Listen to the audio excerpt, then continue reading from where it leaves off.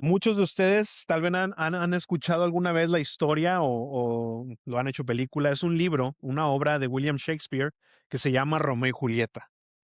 Muchos, estoy seguro que están familiarizados, una historia de amor y pensamos que es solamente una historia de amor, pero sabemos los que conocen la historia que sí es una historia de amor, pero en realidad tiene un final trágico. Y para los que no están familiarizados o que ya se les olvidó, les doy un pequeño resumen. Se trataba de dos familias poderosas de Verona, en Italia, los Montesco y los Capuleto.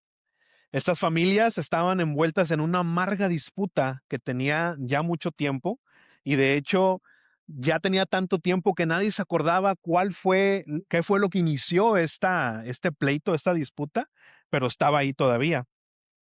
En medio de esta hostilidad aparecen dos jóvenes, Romeo Montesco y Julieta Capuleto, quienes se enamoran profundamente y se casan en secreto, con la esperanza de que este casamiento fuera a curar esa disputa una vez por todas. Sin embargo, el ciclo de venganza no hace más que crecer, o sea, se puso peor la cosa.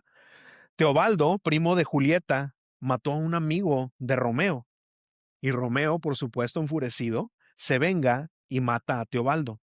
Ese acto inicia una reacción de cadena de dolor, destierro, engaño y desesperación. Al final, tanto Romeo como Julieta mueren trágicamente y solo entonces las familias comprenden que el terrible odio que tenían entre ellos les costó demasiado caro. Estaban ante los cuerpos de sus hijos Montesco y Capuleto, las familias Montesco y Capuleto, y finalmente hacen las paces. El mensaje de Shakespeare invita a una reflexión. La venganza nunca se contiene, se propaga, se intensifica y deja muchas víctimas a su paso. La disputa terminó o comenzó con una gran ira y terminó destruyendo a las personas que las familias más amaban. Cuando pensamos en la venganza, y seamos honestos, creo que todos hemos tenido alguna vez ese sentimiento en nuestro corazón y pensamos que si yo me pudiera vengar de esta persona que me hizo mal, voy a entonces sentirme tranquilo. La venganza promete satisfacción, pero lleva a más tragedia y a más odio. Cuando la venganza se convierte en una forma de vida, todos terminan perdiendo. Continuamos con nuestra serie de Sansón, el Salvador Espadachín, y hoy vamos a estar viendo todo el capítulo 15 y el mensaje se titula El problema con la venganza o el problema de la venganza. Vamos a recordar lo que hemos visto en la historia de Sansón hasta ahorita.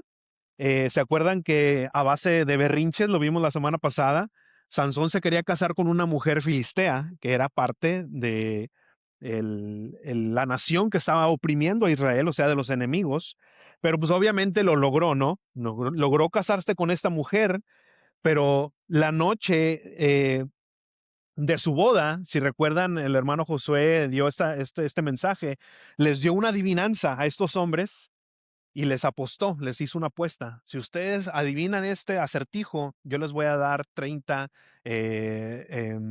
paradas de ropa.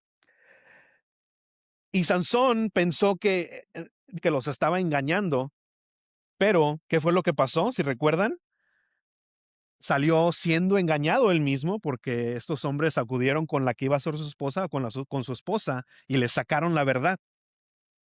Ahora, esto enfureció a Sansón, obviamente, que llegó de ese enojo, fue a matar a 30 hombres para robarles la ropa y así pagar la deuda. Pero vemos en la historia que Sansón no regresó a la casa con su esposa, sino que se fue a la casa de su padre.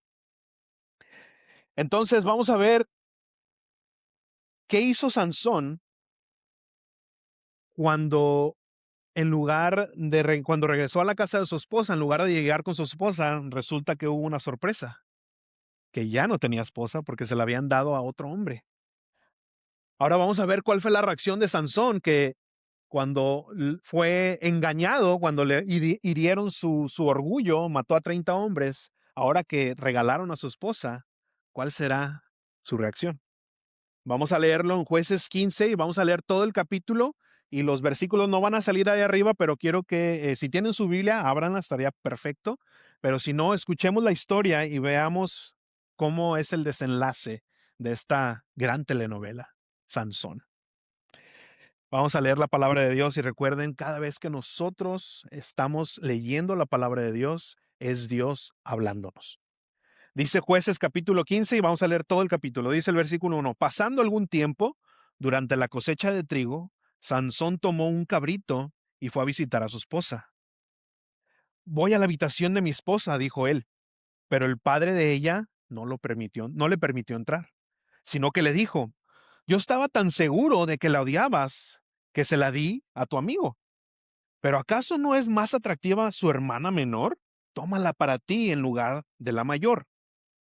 Sansón respondió, esta vez que no respondo por el daño que les cause a los filisteos.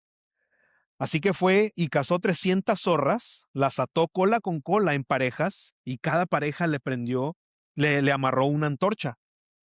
Luego prendió fuego a las antorchas y soltó las zorras por los sembradíos de los filisteos. Así encendió el trigo que ya estaba en las gavillas y que todavía estaba en pie, junto con los videños, los viñedos y los olivares. O sea, todo el trigo, toda la cosecha que ya estaba lista para ya sea venderse o comerse, la quemó toda.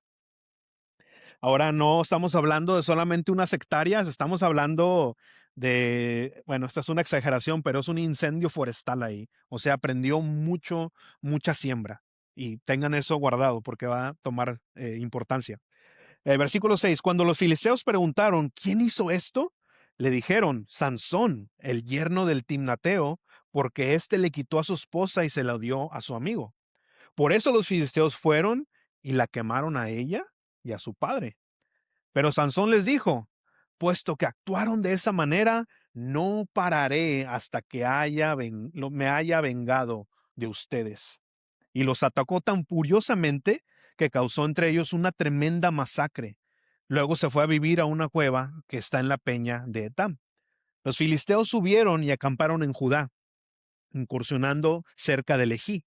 Los hombres de Judá preguntaron, ¿por qué han venido a luchar contra nosotros? Hemos venido a tomar prisionero a Sansón, les respondieron, para hacerle lo mismo que nos hizo a nosotros. Entonces, 3,000 hombres de Judá, no de los filisteos, de Judá, o sea, de la misma raza de Sansón, descendieron a la cueva en la peña de Etam y le dijeron a Sansón, ¿no te das cuenta de que los filisteos nos gobiernan? ¿Por qué nos haces esto? Simplemente les he hecho lo que ellos me hicieron a mí, contestó él. Ellos dijeron, hemos venido a atarte para entregarte en mano de los filisteos. Les dice Sansón, júrenme que no me matarán ustedes mismos. De acuerdo, respondieron ellos, solo te ataremos y te entregaremos en sus manos, no te mataremos. Entonces lo ataron con 2 sogas nuevas y lo sacaron de la peña. Cuando se acercaban a Lejí, los filisteos salieron en su encuentro con gritos de victoria. En ese momento el Espíritu del Señor vino sobre él con poder y las sogas que estaban en sus brazos se volvieron como fibra de lino quemada. Además, las ataduras de sus manos se deshicieron. Al encontrar una quijada de burro que todavía estaba fresca, la agarró y con ella mató a 1,000 hombres. Entonces dijo Sansón, con la quijada de un asno los he amontonado, con una quijada de asno he matado a 1,000 hombres. Cuando terminó de hablar, arrojó la quijada y llamó a aquel lugar Ramat Lejí. Como tenía mucha sed, clamó al Señor y le dijo, tú le has dado a tu siervo esta gran victoria. ¿Acaso voy a morir de sed y a caer en las manos de incircuncisos? Entonces Dios abrió un pozo que hay en Lejí y ahí brotó agua. Cuando Sansón la bebió, recobró sus fuerzas y se reanimó. Por eso al manantial que todavía hoy está en Lejí se le llama Enacoré. Y Sansón lideró a Israel durante 20 años en los tiempos de los filisteos. Qué historia tan más extraña y tan más difíciles en muchos sentidos. Pero hoy quiero enfocarme en la actitud del corazón Sansón y estos hombres tenían y que tal vez alguno de nosotros estamos luchando con eso hoy. Y mi oración es que el Señor nos confronte, pero que también nos haga libres. No sé si alguna vez has escuchado la frase o el dicho, o tú mismo lo has dicho, el que me la hace, me la paga. El que me la hace, me la paga. O tal vez si no lo has dicho, hemos actuado así. Tal vez en nuestro corazón, dices, ahora sí me la va a pagar. Y, y lo que es curioso es que muchas veces esta actitud se muestra como una virtud, como diciendo, wow, no, pues esta persona sí se hace respetar, ¿no? Más vale que no te metas con fulanito porque él, cuidado. Y se ve como eso, ¿no? Pero ¿será verdaderamente una virtud o es más un síntoma de un corazón débil o de un corazón esclavo? O sea, ¿será la venganza algo correcto?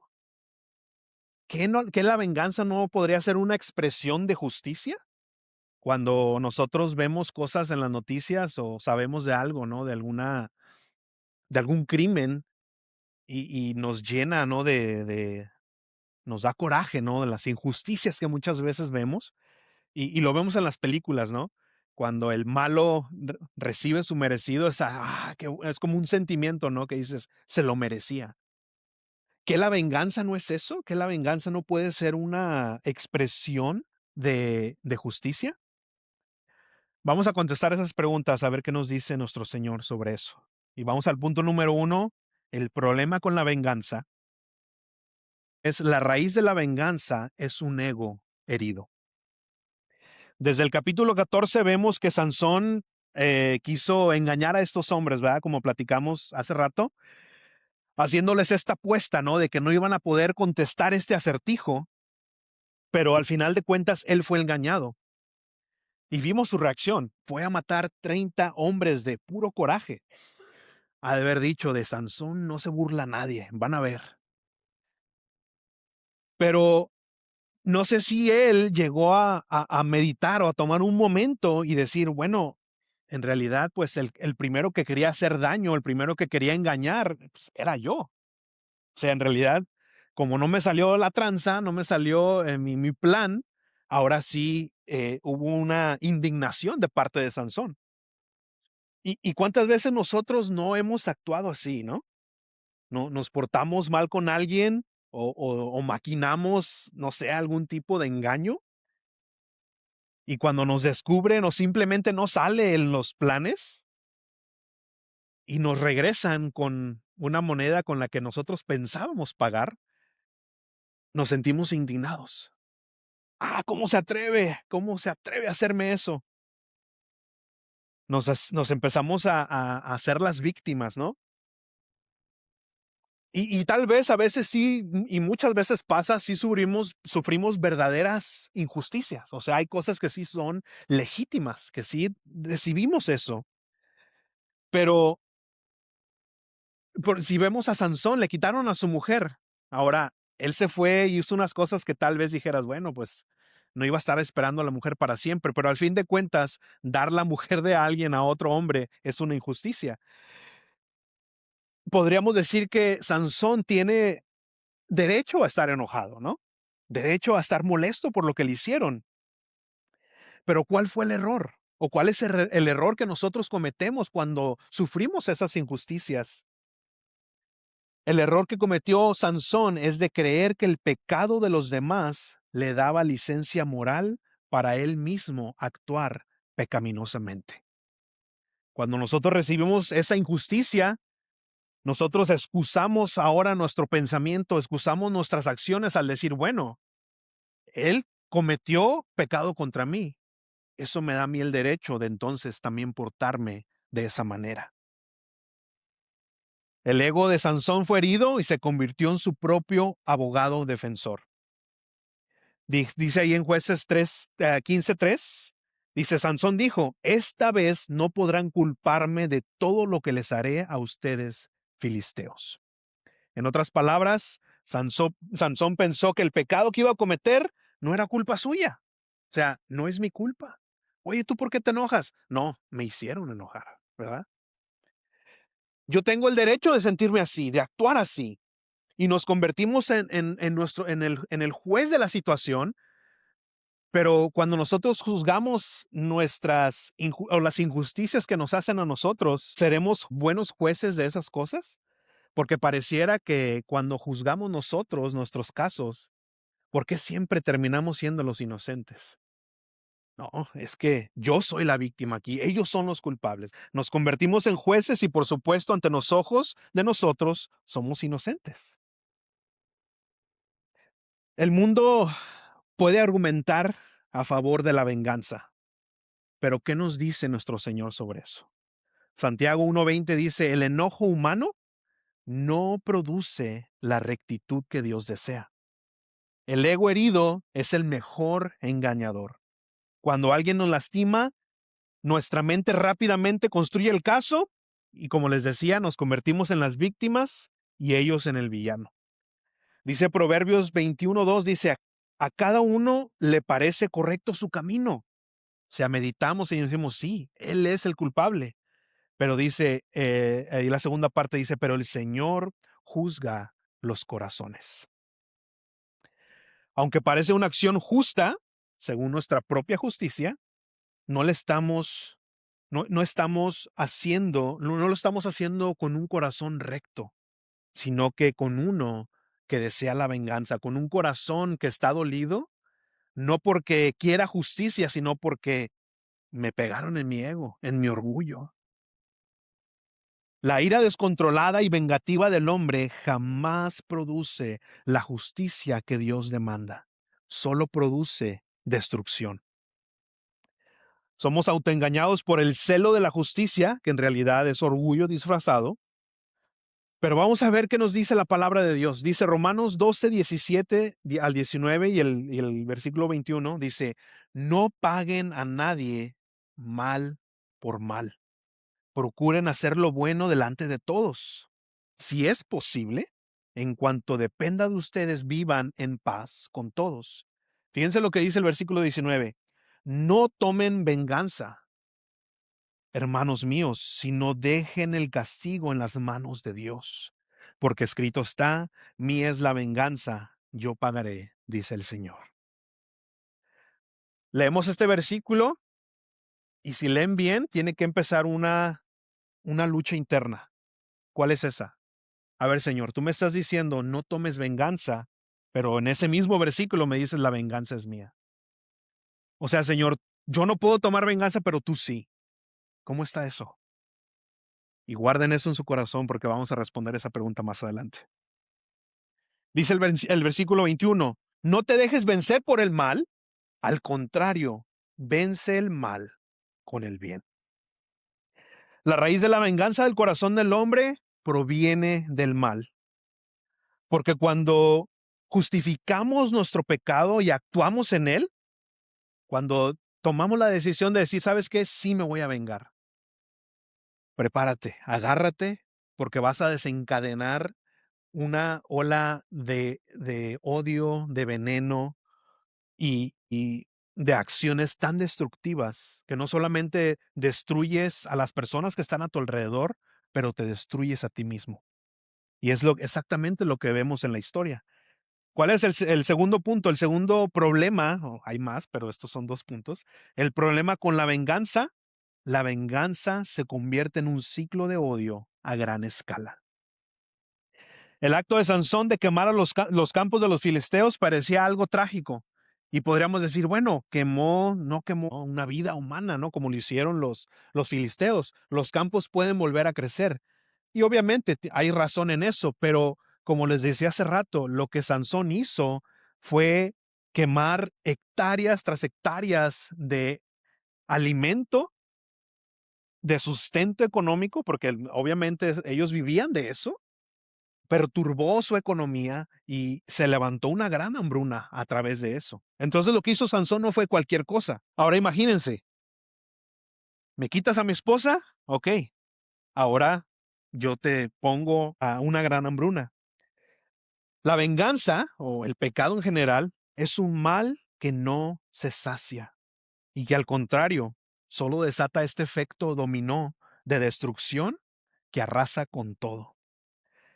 Notemos cómo el odio el deseo de venganza tanto de Sansón como de los filisteos fue creciendo.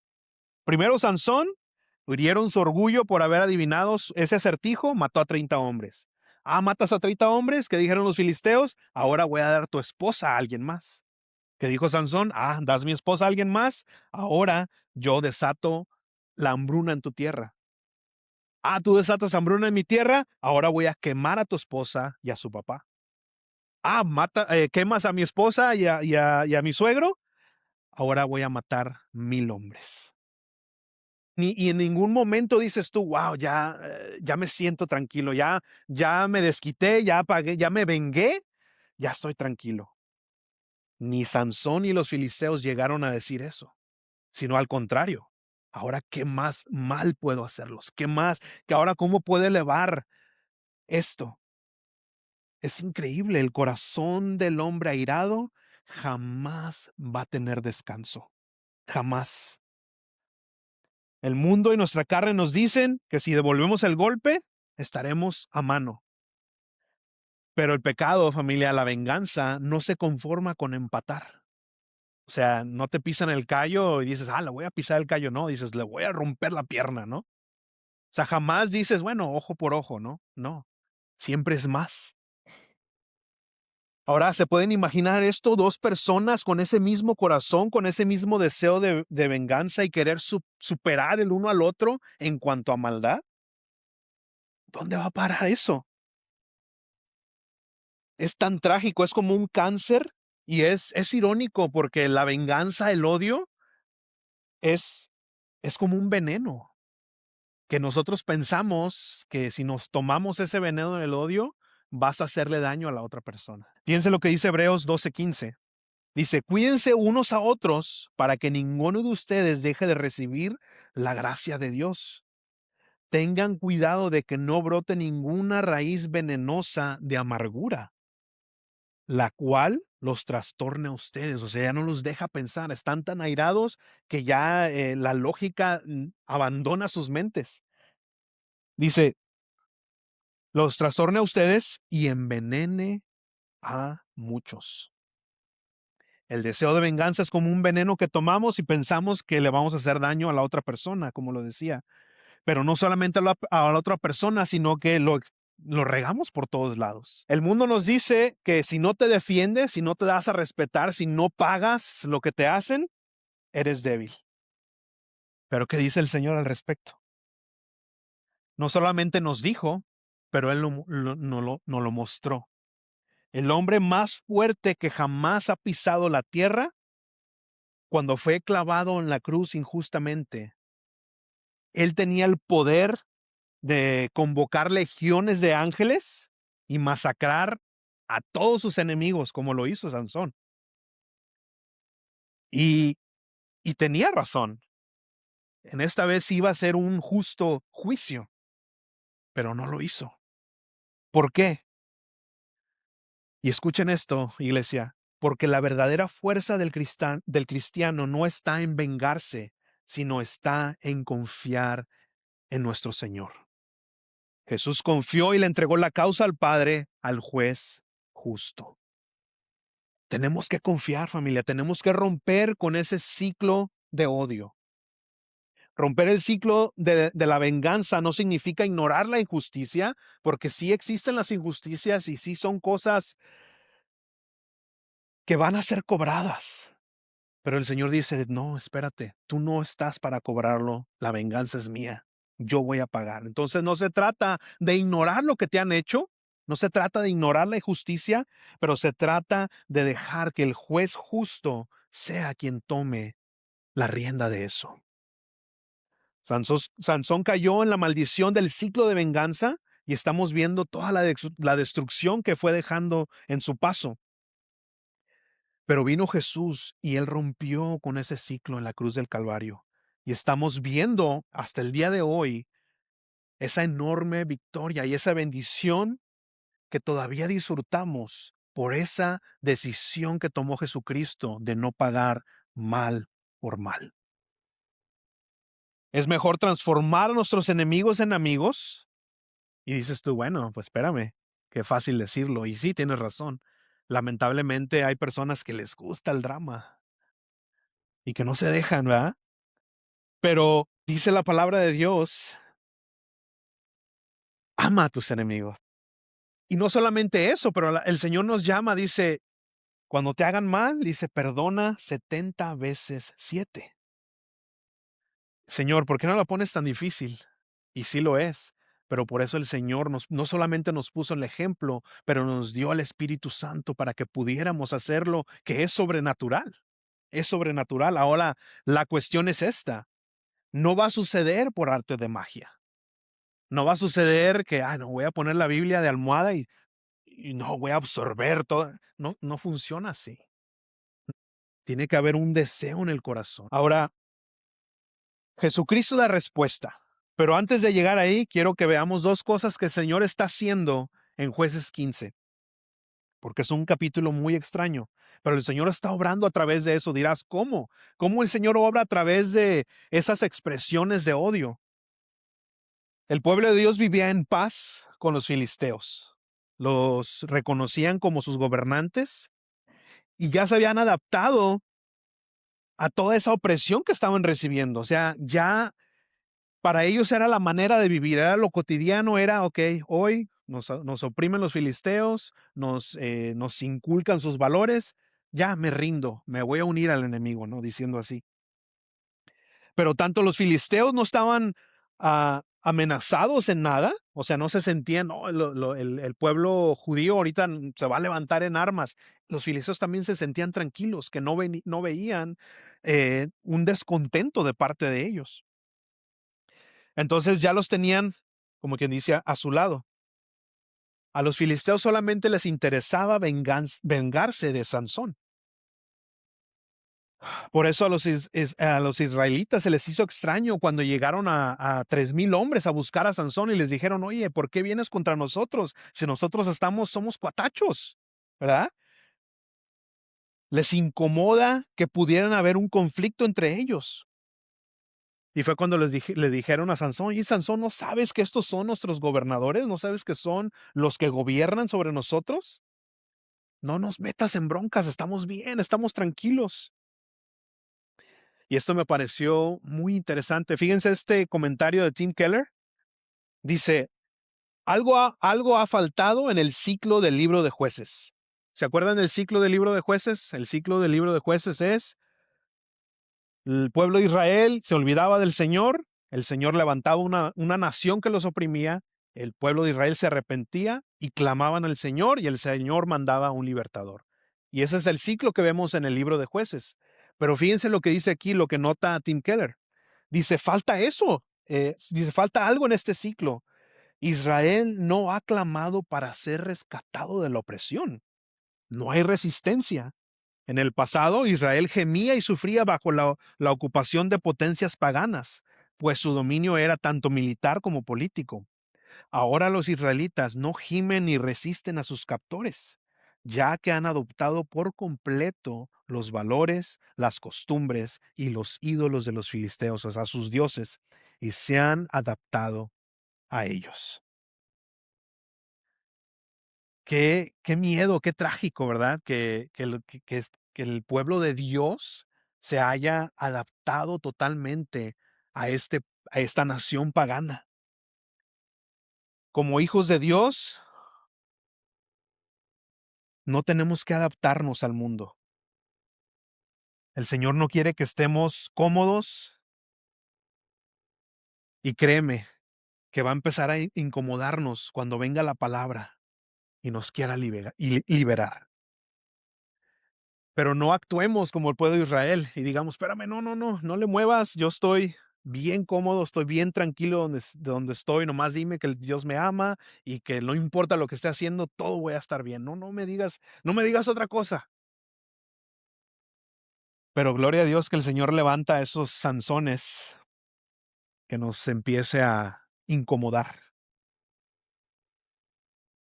Ahora, cuando Dios levanta a estos hombres, porque no es que Dios apruebe todo lo que Sansón está haciendo, obviamente, no es que Dios aprueba eso, pero nos tiene que Nos tenemos que dar cuenta cómo Dios obra a pesar de nosotros, a pesar de nuestros pecados, a pesar de lo que nosotros hacemos, el Señor obra a través de eso.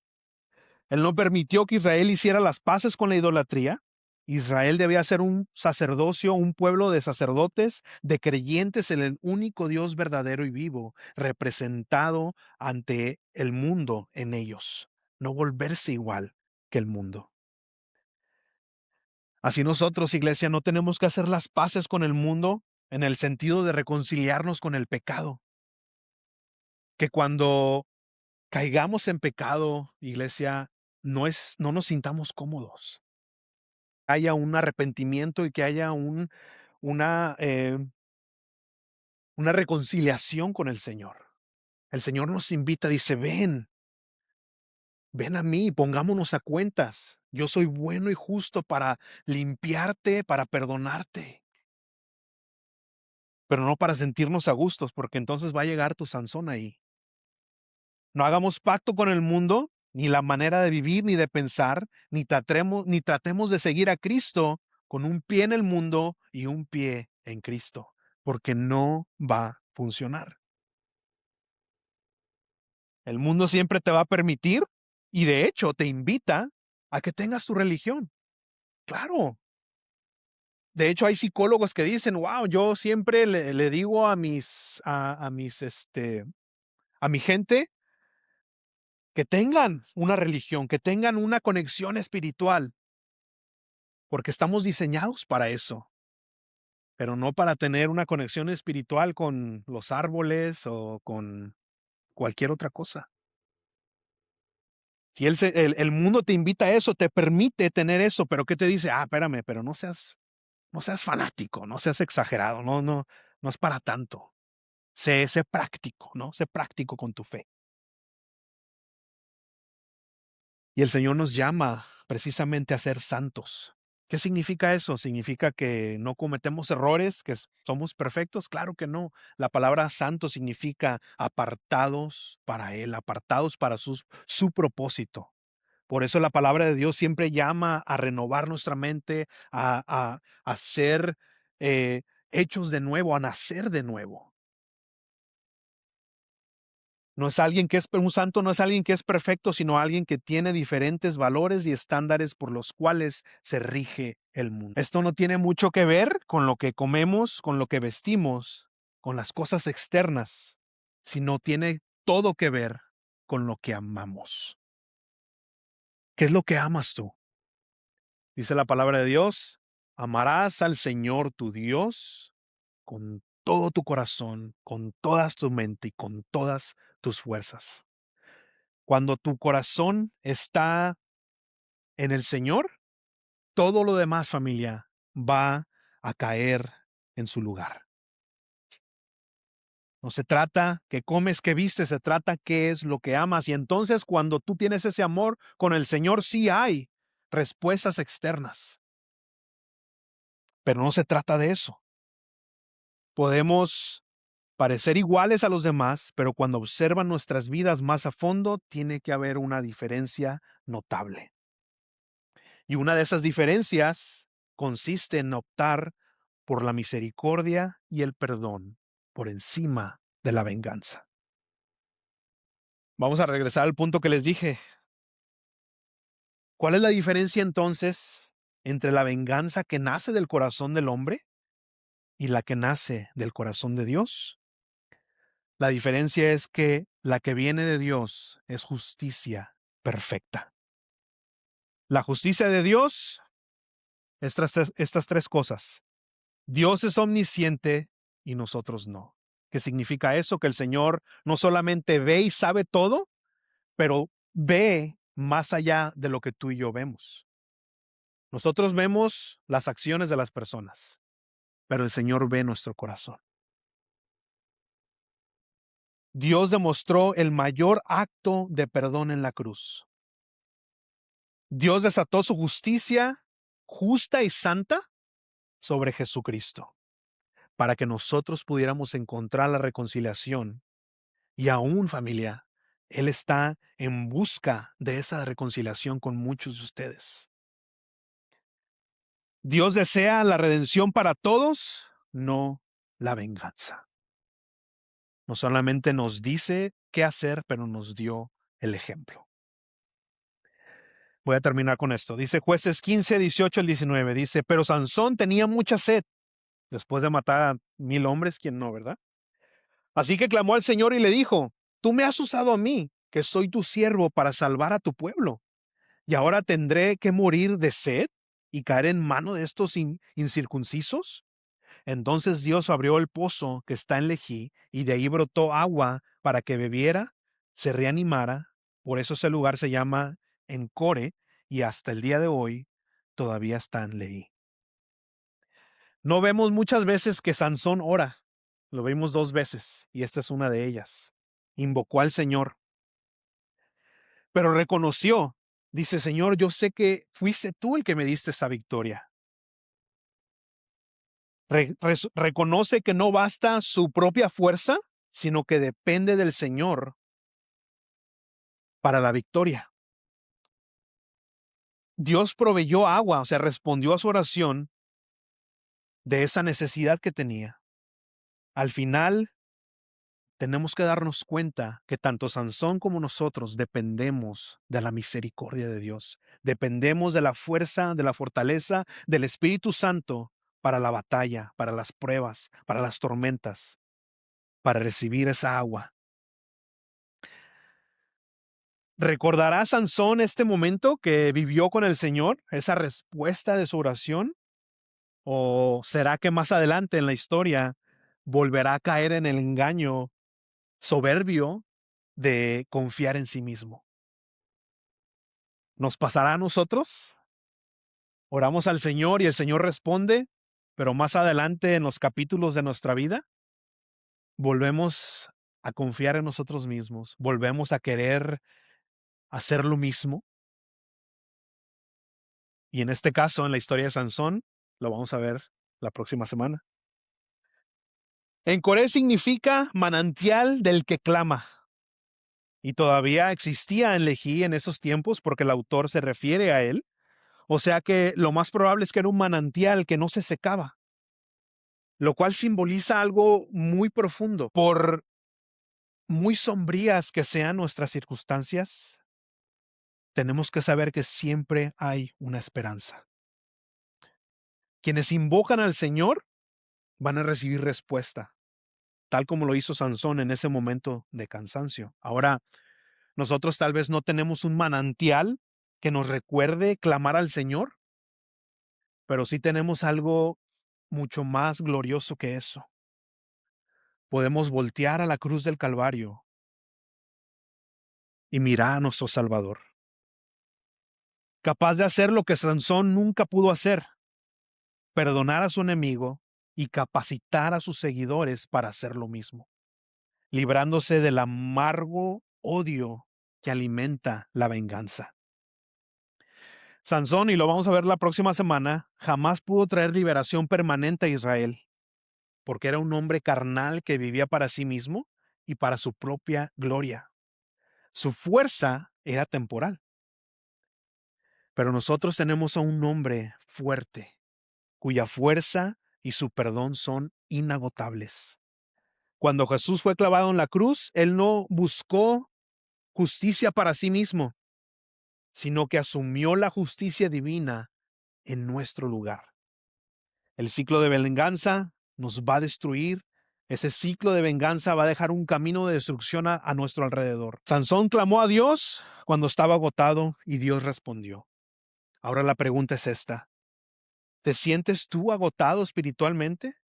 Tal vez has servido al Señor por mucho tiempo, por muchos años, y estás cansado. Clama al Señor, a nuestro Salvador, porque Él dijo, si alguno tiene sed, venga a mí y beba. O tal vez estás cargando con un peso de amargura, un rencor, un deseo de venganza que atormenta tu vida. Entrega esa carga a Jesús. Pídele el poder divino para perdonar. Ahora, ¿estás listo para soltar tu derecho de vengarte?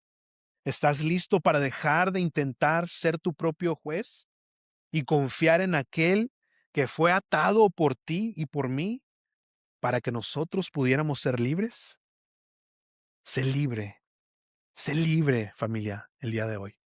Vamos a orar. Padre, en el nombre de Jesús te damos tantas gracias, Señor. Y gracias por tu palabra que dice de sí misma, penetra hasta partir el alma, los huesos, las coyunturas, pero lo más hermoso es que descubre las intenciones de nuestro corazón. Padre, ayúdanos a orar como lo hacía David, que te decía, ayúdame a ver, a descubrir los pecados que se me son ocultos.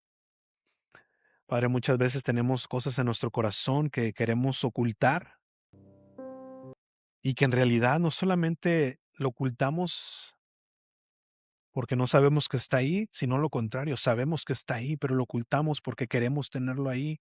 Caemos en ese gran engaño en el cual cayó Sansón de pensar que si yo no tengo ese coraje, la persona aquella que me hizo mal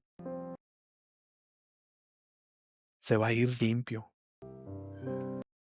Padre, ayúdanos a darnos cuenta que el ciclo de venganza, los más dañados somos nosotros, Señor. Y no solamente nosotros, pero empezamos a dañar a los que están a nuestro alrededor. Y ese ciclo jamás termina. Padre, pero tú nos has puesto la muestra de cómo hacerlo y no solamente nos pusiste la muestra, Padre, pero lo has hecho en nuestro lugar. Ayúdanos, Padre, a siempre ir a la cruz y recordar que tú eres el justo juez y que cualquier injusticia que hemos recibido, tú, Padre, vas a hacer justicia.